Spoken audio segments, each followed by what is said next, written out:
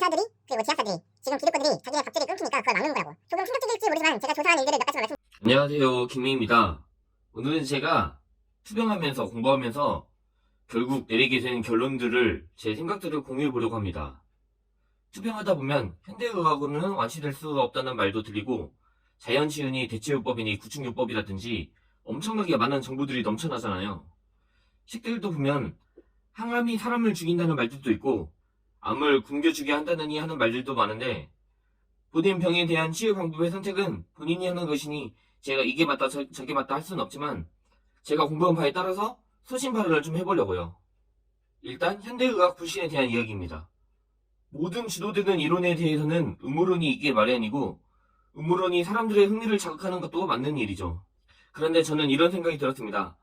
정말로 자연치유니 대체요법이니 구충요법 등이 암을 낫게 하는 진짜 방법이라면 이 친구들이 대체 왜 공식 암 치료법으로 정립되지 않았을까 하는 생각이요. 그리고 왜 일부 사람들만 이런 치유 방법을 선택하는지에 대한 궁금증도 있었습니다. 이런 질문들을 던지면 그 방법을 주장하는 사람들은 이렇게 대답합니다. 의사들이 그리고 제약사들이 지금 기득권들이 자기네 밥줄이 끊기니까 그걸 막는 거라고.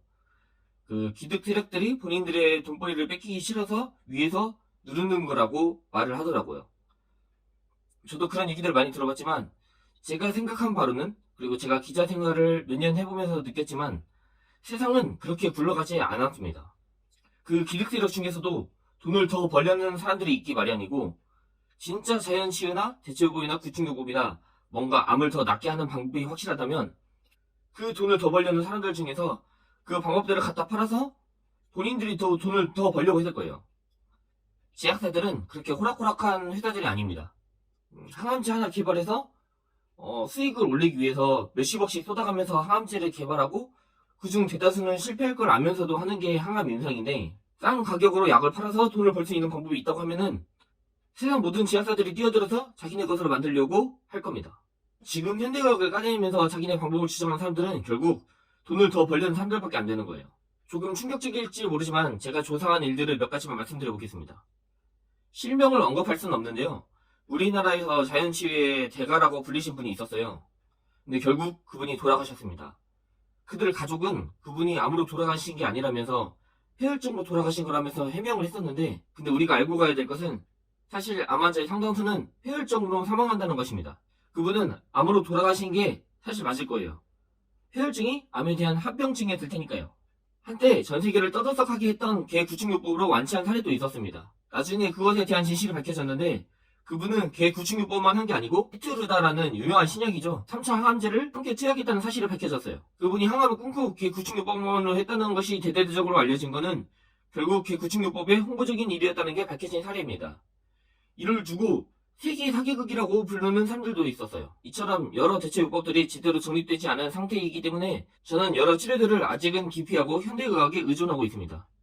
현대의학이 완전하지 않은 것은 사실이지만 그렇다고 다른 요법들이 더 나을 것 같지도 않더라고요. 현대의학적 치료는 이미 너무 많은 사람들이 하고 있고 그렇게 완치된 사례들이 엄청 알려지지는 않습니다.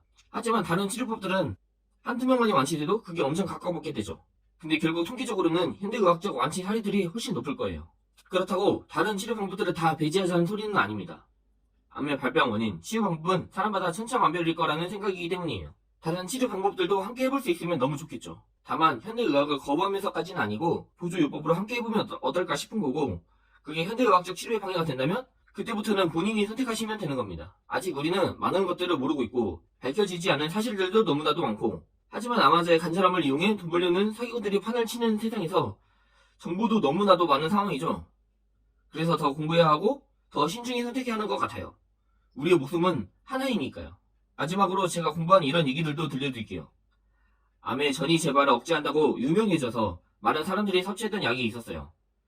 유명 유튜버 분들도 그 논문을 언급해가면서 그 약을 먹어야 한다고 대대적으로 설명하기도 했죠. 그런데 최근에는 그 약이 암 전이율을 높이고 생존율을 낮춘다는 연구 결과가 논문으로 발표됐어요.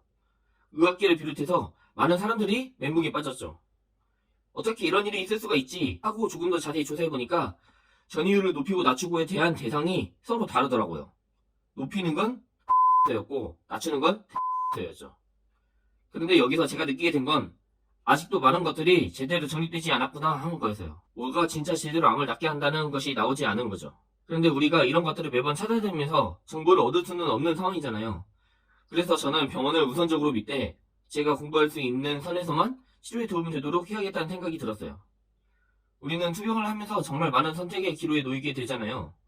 매번 최고의 선택을 할 수는 없지만 최선의 선택이기를 바라면서 무언가 선택을 해야 되는 건 어쩔 수 없으니까요. 그런데 그것이 일부 암 환자들을 이용하는 일에 넘어가는 일이 아니었으면 해서 말씀드려봤습니다. 오늘도 영상 시청해주셔서 감사하고요. 또 찾아뵙겠습니다. 감사합니다.